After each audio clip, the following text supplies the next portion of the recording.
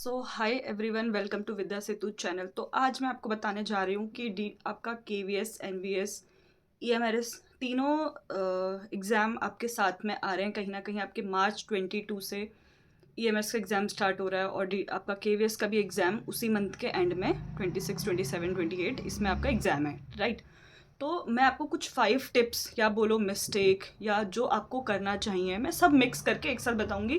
ये नहीं कि क्या गलती नहीं करनी चाहिए वो मैं अलग बताऊँ, या क्या गलती करनी चाहिए मतलब आपको क्या ध्यान रखना चाहिए, सावधानी रखनी चाहिए, वो मैं अलग बताऊँ। ठीक है, तो मैं एक साथ बता देती हूँ कि आपको एग्ज़ाम से पहले क्या क्या करना चाहिए, या क्या आपकी अब जो लास्ट 10 डेज़ बचे हैं तो उनकी उसकी क्या स्ट्रेटजी आपकी होनी चाहिए, जो मैं भी फॉलो कर रही हूँ और मैं चाहती हूँ कि आप भी उसको अच्छे से फॉलो करो। ठीक है, तो जो फर्स्ट स्टेप है जो आपको एग्जाम में करना ही करना है और थोड़ा उसको माइंड को अपना ओपन रखना है, तो यार you should aware of this कि यार जो आपका केवीएस का एग्जाम है उसमें जो आपका डिस्क्रिप्टिव या जो आपका टीयर 2 है, डिस्क्रिप्टिव और ऑब्जेक्टिव, ये आपका सिर्फ 85% का वेटेज रखता है और उसके बाद 15% आपका इंटरव्यू में होगा। ठीक है, तो आप चाहे आप कितना भी अच्छा मार्क्स आप टीयर 2 में लेकर आ जाओ केवीएस में, जब आप इंटरव्यू में अच्छा करोगे तब ही कहीं ना कहीं आपके बहुत ज़्यादा चांसेस होंगे कि आपका सिलेक्शन होने का पूरा पूरा चांसेस होगा। ऑब्जेक्टिव में यार ये है कि देखो, डिस्क्रिप्टिव में आपको बहुत टाइम लगने वाला है लिखने में, बिकॉज आप फर्स्ट टाइम कर रहे हो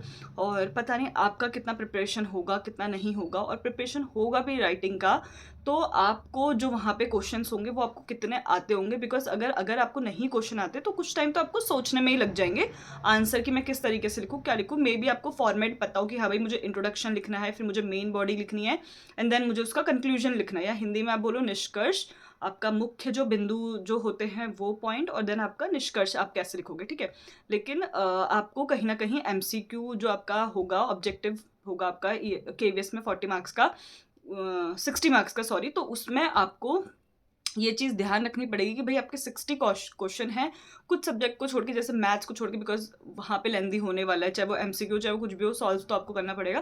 तो जैसे हिंदी है, इंग्लिश है, या आपका एसएसटी है, साइंस है, तो आप फटाफट उसको हिंदी, इंग्लिश, संस्कृत, ये वाले बच्चे, इनको मैं ये रिक्वेस्ट करूँगी कि भाई अपना, अगर आपका 2 घंटे का या जितने भी घंटे का एग्जाम है उसमें आप जितनी जल्दी हो सके, अगर 60 क्वेश्चन आपके ये आपके केवीएस में हैं एमसीक्यू, तो आप उसको कहीं ना कहीं 40 मिनट्स में फिनिश करने की कोशिश करो, या उससे पहले भी पॉसिबल हो तो फिनिश करो। ठीक है, और अपना डिस्क्रिप्टिव में यार मैंने आपको बुक सजेस्ट कर दिया था, अगेन आप उस वीडियो को देख लेना, बुक सजेशन वाली को।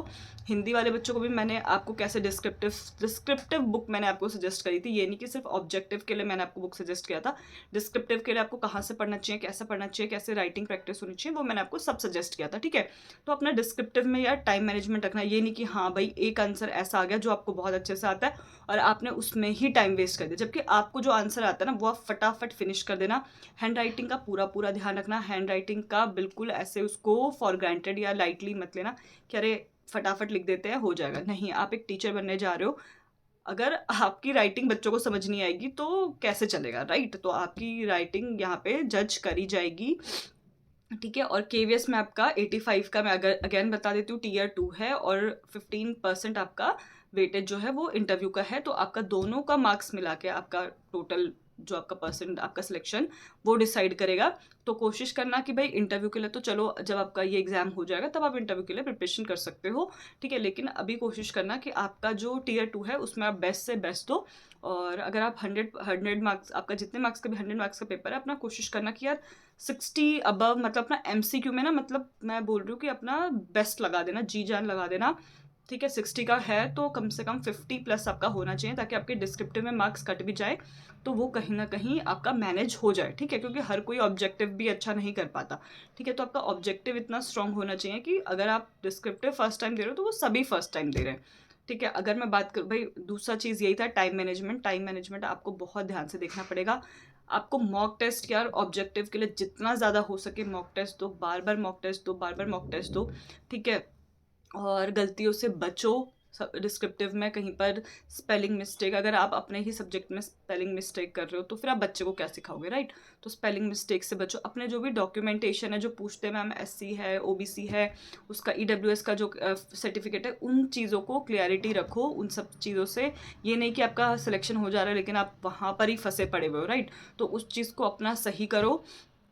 और अगर मैं आपको टिप दूँ कि भाई आपको क्या करना चाहिए, तो भाई जितना हो सके नेगेटिव मार्किंग से बचो। देखो डिस्क्रिप्टिव में तो आपका नेगेटिव मार्किंग नहीं जाएगा, या तो आपको 4 में से 0 मार्क्स मिलेंगे, या 1 या 2 या 3 या फुल आउट ऑफ फुल, ठीक है। तो वहाँ पे तो आपका डिस्क्रिप्टिव में उसका देखो मार्क्स तो कटेंगे। अगर 4 मार्क्स का क्वेश्चन है और आप सही से नहीं आंसर लिख कर आए हो तो ऑब्वियसली आपको 2-3 मार्क्स ऐसे मिलेंगे, तो मार्क्स तो वहाँ पे भी कटना है, लेकिन वहाँ पे आपका कुछ नेगेटिव में नहीं जा रहा, राइट। अगर आप ऑब्जेक्टिव में आपको कोई क्वेश्चन नहीं आ रहा, मैं यही बोलूँगी भाई छोड़ दो। टियर 1 में बच्चों से ये बहुत मिस्टेक हुआ है कि कहीं ना कहीं नेगेटिव जो उनको नहीं आता था वो अटेम्प्ट करने के चक्कर में वो उनके मार्क्स जो हैं वो और कम हो गए, और वो अब ऐसा बोल रहे कि शायद अगर हम वो क्वेश्चन अटेम्प्ट नहीं करते जो हमें नहीं आते थे तो शायद हमारा सिलेक्शन हो चुका होता और हम भी टियर 2 एग्ज़ाम दे रहे होते, ठीक है। तो ये मिस्टेक आपको बिल्कुल नहीं करना है इस पड़ाव पे आके कि आपका टियर 2 है और आप जो आपको नहीं आता वो क्वेश्चन भी आप कर रहे हो, ठीक है। आपको 60 में से 50 आ रहे हैं, 40 आ रहे हैं, उसको करो, दैट्स इट। नेगेटिव जाने का बिल्कुल जरूरत नहीं है, डिस्क्रिप्टिव में भी अपना बेस्ट करो। फ्रेंड, एक आप लोगों का डाउट ये था जो मैं सॉल्व कर क्लियर करना चाहती हूँ कि मैम जो हमने टियर 1 में जो हमने अपना सब्जेक्ट सेलेक्ट किया था, राइट, कि मैम हमारा सब्जेक्ट था और हमने ये लैंग्वेज सेलेक्ट किया था, कॉम्पिटेंसी मतलब आपका जो क्वालिफाइंग सब्जेक्ट था, तो आपने ये सब्जेक्ट सेलेक्ट करा था। अब हम टियर 2 में कौन से लैंग्वेज में उसमें लिखे, ठीक है।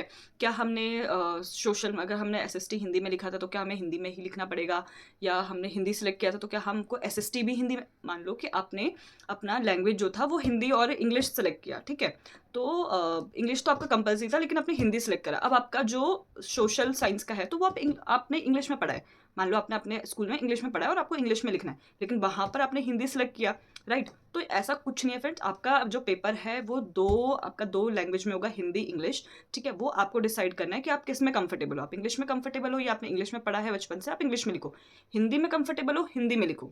मैं मैथ्स और मैं जो और सब्जेक्ट वाले जैसे सोशल साइंस हो गया, आपका साइंस वाले बच्चे हो गए, कंप्यूटर साइंस हो गया, मैं उनकी बात करूँ। अब जिसका संस्कृत सब्जेक्ट है तो भाई वो अपने सब्जेक्ट को तो संस्कृत में ही करेगा ना, राइट। अब जिसका पंजाबी सब्जेक्ट है तो पंजाबी के क्वेश्चन तो पंजाबी में ही आएंगे, तो वो आपको उसी में करना पड़ेगा। लेकिन मैं बात कर रही हूँ एसएसटी वालों का, इनका, क्योंकि इनका हिंदी और इंग्लिश दो ही रहता है। अगर इनका कोई लैंग्वेज नहीं, मैं लैंग्वेज को हटाकर बोल रही हूँ, जितनी भी लैंग्वेज है, संस्कृत, हिंदी, इंग्लिश या आपका पंजाबी, कोई भी अदर लैंग्वेज, ठीक है, मराठी, जो भी आपने सेलेक्ट करा था, वो वाले तो ऑब्वियसली उनके लैंग्वेज का सब एग्जाम है तो वो अपनी लैंग्वेज में लिखें। लेकिन जिनका सब्जेक्ट है, जिनका लैंग्वेज वाला सब्जेक्ट नहीं है, जिनका सब्जेक्ट है नॉर्मल एसएसटी है, साइंस है, कंप्यूटर साइंस है, तो वो उनकी चॉइस है कि भाई अगर वो हिंदी से पढ़े हैं तो वो हिंदी में लिख सकते हैं, अगर वो इंग्लिश से पढ़े हैं तो वो इंग्लिश में उसको लिखे, ठीक है। लेकिन आपकी language should be only one. ऐसा नहीं है कि आप कहीं पर हिंदी में लिख रहे हो, बाइलिंगुअल लिख रहे हो, इंग्लिश में लिख रहे हो, ये मत करना, ठीक है। बाकी अपना हिंदी और इंग्लिश आपका दोनों है, कोई ऐसा नहीं है कि आपको इंग्लिश में ही लिखना है, ऐसा नहीं है आपको हिंदी में ही लिखना है। सब्जेक्ट वाला जो लैंग्वेज वाले हैं उनको अपना लैंग्वेज में लिखना पड़ेगा, बाकी सबके लिए ऑप्शन है कि वो किस लैंग्वेज में लिखना चाहते हैं। तो ये आपका एक डाउट था, मैंने ये भी डाउट आपका क्लियर कर दिया है। जो मेरा नेक्स्ट आपके लिए एक सजेशन है कि मैं अब यही बोलूँगी कि भाई अपना राइटिंग का प्रैक्टिस लास्ट मोमेंट पे भाई अच्छे से कर लो, ठीक है। जितना हो सके लिख कर देखो, अपना एनसीईआरटी अच्छे से प्रिपेयर करो, एनसीईआरटी आप अच्छे से पढ़ो, उसके सैम्पल पेपर्स हैं या उनके जो एग्ज़ाम्स हुए थे वो आप देखो, बिकॉज आपका कहीं ना कहीं आपका स्कूल के लिए ही सिलेक्शन है, ठीक है। तो उस हिसाब से आपकी आंसर राइटिंग होनी चाहिए। आप एनसीईआरटी की सैम्पल पेपर्स चेक करो, question answer previous year question paper check करो कि इस टाइप के क्वेश्चन पूछे जाते हैं, ठीक है। आपका जो सिलेबस है उसको जितना हो सके कंप्लीट करने की कोशिश करो, ठीक है, कुछ छोड़कर मत जाओ। और जितना हो सके भाई अपनी कॉन्सेप्ट क्लियरिटी रखो, खुद से क्वेश्चंस बनाओ, खुद से आंसर राइटिंग करने का कोशिश करो, ठीक है। बस यही है कि भाई अभी तक आप सिर्फ वन वर्ड आप याद कर रहे थे, लेकिन अब आपको लिखना है। आप ये सोचो आप कॉलेज लाइफ में हो या आप स्कूल लाइफ में हो, और अब आपको आपके सामने क्वेश्चन है और आपको उसका डिस्क्रिप्टिव लिखना है। आपने कहीं ना कहीं कॉलेज लाइफ में और स्कूल लाइफ में ये चीज़ आपने ऑलरेडी करी हुई है। तो जितना सब बोलते हैं कि डिस्क्रिप्टिव है, हमने कभी करा नहीं है, तो यार पहली बात तो टफ है, बट सबके लिए टफ है बिकॉज सब फर्स्ट टाइम एग्जाम दे रहे हैं। तो अब ये डिपेंड करता है कि आप कितना स्मार्टली मूव करते हो और आप कितना स्मार्टली लिखते हो, प्रैक्टिस करते हो, कितना आपका स्मार्टली हैंड राइटिंग है। देखो कहीं ना कहीं सबको ही कम आता है, ठीक है। मेन चीज़ ये है कि भाई आपका लिखने का, आपका प्रेजेंटेशन का तरीका कैसा है, आपकी हैंड राइटिंग कैसी है। कभी कभी ऐसा होता है कि जिस बच्चे ने अच्छा लिखा होता है बट उसके हैंड राइटिंग समझ नहीं आती है, तो उस वजह से कहीं उसको 4 में से 3 नंबर मिल जाता है। कभी ऐसा होता है कि बच्चे ने थोड़ा कम लिखा है लेकिन उसकी हैंड राइटिंग इतनी सुंदर है कि उसको 3 में से जहाँ 2 मिलने होंगे वहाँ 2 में से 3 एक दे देगा। क्योंकि मेरे साथ ऐसा बहुत हुआ है, मेरी हैंड राइटिंग सब बोलते हैं और मुझे भी कहीं न कहीं लगता है कि भाई मेरी हैंडराइटिंग ठीक-ठाक है, अच्छी है, ठीक है। स्कूल में बच्चे भी बोलते थे कि मैम आपकी हैंडराइटिंग बहुत अच्छी है, आप बिल्कुल अच्छा लिखते हो, ठीक है। मेरे जो प्रिंसिपल सर थे वो डॉक्यूमेंटेशन का सारा काम मुझसे करवाते थे बिकॉज़ हैंडराइटिंग अच्छी है, ठीक है। तो यही है कि भाई स्कूल में भी मैं मेरे जब कुछ मार्क्स कम आए थे तो मैम ने मुझे राइटिंग के +2 या +3 मार्क्स करके दिए थे कि भाई आपकी राइटिंग जो है वो बहुत अच्छी है, ठीक है। तो मैं यही बोलूँगी कि भाई ये छोटी-छोटी टिप्स है लेकिन ये बहुत इंपॉर्टेंट है एग्जाम के लिए। और अपना ऑब्जेक्टिव को बिल्कुल लाइटली मत लेना कि भाई डिस्क्रिप्टिव आ गया तो सिर्फ हम डिस्क्रिप्टिव की ही तैयारी कर रहे हैं, ऑब्जेक्टिव को हमने बिल्कुल छोड़ दिया है क्योंकि केवीएस में तो ज़्यादा वेटेड आपका ऑब्जेक्टिव का ही है। ईएमएस में मैं मानती हूँ कि 60 मार्क्स का आपका डिस्क्रिप्टिव है और 40 मार्क्स का ऑब्जेक्टिव है, लेकिन अगर आप ऑब्जेक्टिव से ही अच्छा कर ले रहे हो, है ना, केवीएस में आप ईएमएस में 60 मार्क्स का अगर आपका केवीएस में 60 मार्क्स का आपका ऑब्जेक्टिव ही अच्छा हो रहा है और डिस्क्रिप्टिव में आप 40 में से 20 मार्क्स भी ले आते हो तो आपके 80 मार्क्स तो यही हो गए, राइट। तो अपना स्ट्रेटेजी अच्छे से करो। आपका लिखने का प्रैक्टिस उतना अच्छा नहीं है तो आप कोशिश करो कि आपका एमसीक्यू स्ट्रांग हो, आपका ऑब्जेक्टिव वाला ऐसा हो कि आप फुल मार्क्स लेकर आ सको। बात रही तो अभी से वीडियो बन रही है कि आपको ब्लू पेन यूज़ करना है, ब्लैक पेन यूज़ करना है, बॉल पेन यूज़ करना है, जेल पेन यूज़ करना है। तो फ्रेंड्स जब आपका एडमिट कार्ड आएगा ना 2 दिन पहले तो उसमें आपकी सारी डिटेल्स आ जाएंगी कि आपको किस पेन का यूज़ करना है। अब ये कोई इतना बड़ा रॉकेट साइंस नहीं है कि आपको 20 दिन पहले से जानना है कि कौन सा पेन यूज़ होगा। आप अपना प्रैक्टिस करो, आप जिससे कंफर्टेबल हो। आप कभी जेल से लिखो, कभी आप ब्लैक से लिखो, कभी आप ब्लू से लिखो, कभी आप बॉल पेन से लिखो। आप अपना प्रैक्टिस करो, ठीक है। कहीं ना कहीं आपको 2 दिन पहले जब आपका एडमिट कार्ड आएगा तो आपको पता चल जाएगा कि भाई आपको कौन सा कलर से लिखना है। स्केच कोई बोला है स्केच से लिखना है, भाई स्केच से कौन लिखता है, स्केच से कौन से एग्जाम में लिखा जाता है, मुझे तो ये समझ नहीं आ रहा। तो आप ऐसे इंसानों की वीडियोस देखते ही क्यों, सुनते ही क्यों।